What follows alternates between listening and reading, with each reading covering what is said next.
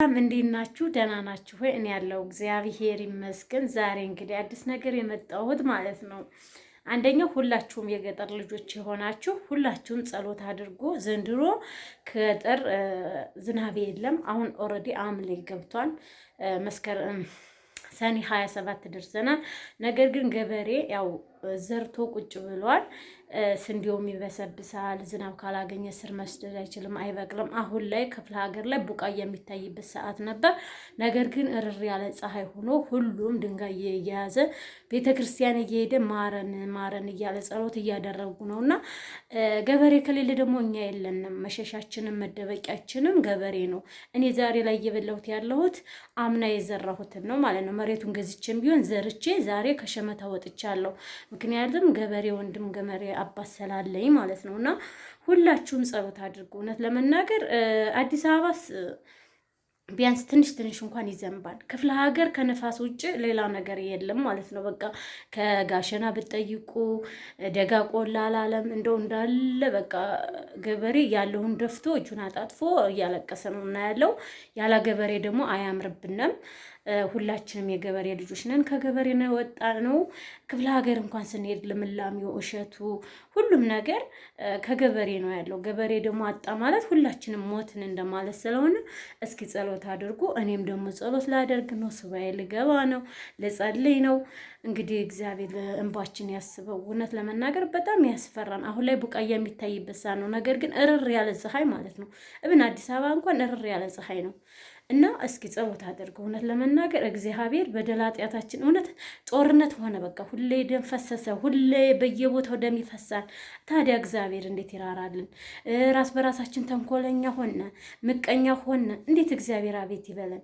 ለእኛ ሳይል ለእኛ ብሎ ሳይሆን እንደው ክፍለ ሀገር ያሉት እናቶቻችን አባቶቻችን የዋህነታቸውን አይቶ እንደው ፈጣሪ ይራራልን ይራራልን። ሆነን ለመናገር በጣም ከባድ ነው አሁን ላይ ማለት ነው። በጣም ከባድ ነው። እንደዚህ ብዬ ላስረዳችሁ አልችልም። እና ቤተ ክፍለ ሀገር ስደውል በቃ ሁሉም ሮርታ ሁሉም ልቅሶ ነው። ወደ ጋሸና እስቴሽ በቃ እንግዲህ ሁላችሁም እስኪ በየአካባቢያችሁ ጠይቁ። እኛ ጋር ምንም እሸት ነው የለም፣ ምንም አይነት ቡቃያ የለም። በቃ እሳትና ንፋስ ብቻ ሆኖብናልና እስኪ አቤት ብላችሁ ሁላችሁም እህቶቼ ጸልዩ ጸልዩ ጸልዩ። የዘንድሮ ያስፈራል። ሊፈትነን እንዳይሆን ፈጣሪ በማይፈተነውና እሱ ይራራልን። መድኃኔዓለም ነው ዛሬ በለተቀኑ ማለት ነውና ሱባኤ ይዛችሁ እስኪ ስገዱ፣ ጸልዩ።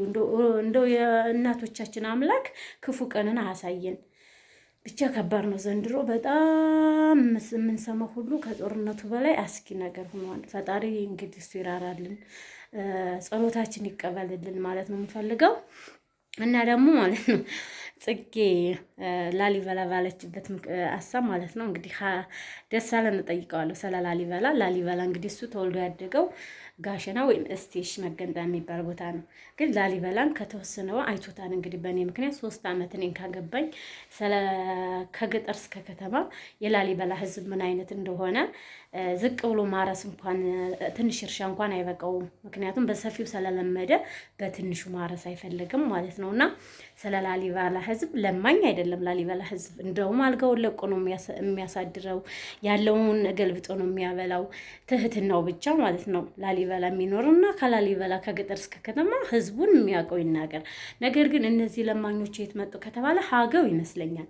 ቋንቋቸው እኮ ያው ላሊበላን አልፎ ስለሚሄዱ ያው እንግዲህ ለምሳሌ ሰቆጣም ቡግናም ብልባላም አሁን ዋና ከተማቸው ላሊበላ ነው የሚባለው እና በዛ በላሊበላ ስም እየተጠራ ይሆናል እንጂ ከላሊበላ የመጡ አይደሉም። በእኛ እንኳን በገጠሩ ላሊበላ አውራጃ እንኳን አሉ ይመጣሉ። በእህል ወቅተን በእህል ዛሃድ ይመጣሉና ይሄ አተውም ሳይሆን በቃ እንትን ሆኖ ነው በቃ አላደን እንደ ውርስ ነገር ሆኖ ነው እንጂ ተቸግረው ራሱ አይደለም። እሱን ደግሞ በቪዲዮ አመጣላችኋለሁ። ከየት እንደሚመጡ ከየት እንዳሉ ማስረጃ ቪዲዮ አመጣላችኋለሁ ማለት ነውና ያልሆነ ስም ባይሰጥ ባይ ነኝ። ምክንያቱም እኛ በሀገራችን እንኮራለን ምንም ቢሆን ማለት ነው። ምክንያቱም ተወልደና ነትብታችን አርፎበታል። እና ስለ ላሊበላ የሚናገረው ላሊበላን የሚያውቅ ብቻ ነው። ለዩቲዩብ ሊሆን ይችላል፣ ለአይዲያ ሊሆን ይችላል። በብዙ ነገር ነው። በቃ ዩቲዩብ አሁን ስንሰራ አይዲያ ስናጣ በቃ ይሄን ነገር ባረግ ተመልካች አገኛለሁ ተብሎ የሚደረግ ነገር ነውና ከዚህ ነገራችሁ ተቆጠቡ። አሁን ላይ ግን የሚያስፈልገን ጠብ ወይም ጭቅጭቅ ሳይሆን ጸሎት ነው። ለእናት ለአባቶቻችን ፈጣሪ ይራራላቸው፣ እርጥበትን ለከፍቶቹ ለእንስሶቹ እብን የሚጠጣ ውሃ ድረስ እስከሚጠፋ ደርሰናና ይሄ እግዚኦ የሚያስፍርበት ሰዓት ነው። ሁላችሁም በየእምነታችሁ ጸልዩ። እውነት ለመናገር ማለት ነው የምንሰማው ነገር ሶቅቃ ብቻ ሆኖብናል።